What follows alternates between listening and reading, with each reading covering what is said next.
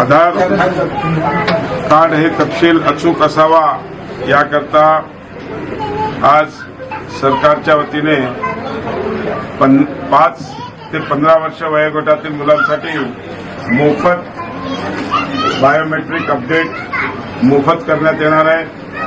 त्याच पद्धतीने 15 ते 17 वयोगटातील मुलांसाठी दुसरा अपडेट देखील मोफत करण्यात येणार आहे।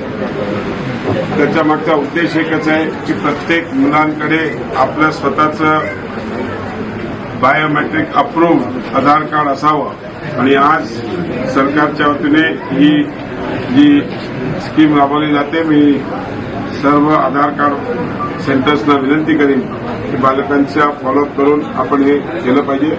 माझी सर्व आधार सेंटर्सना खूप खूप शुभेच्छा। 15 ऑगस्टच्या निमित्ताने त्यांनी आज इकडे नांदेडमध्ये जे नवीन आधार कार्ड अपडेटचं सेंटर सुरू केलं आहे, त्यांना खूप खूप शुभेच्छा।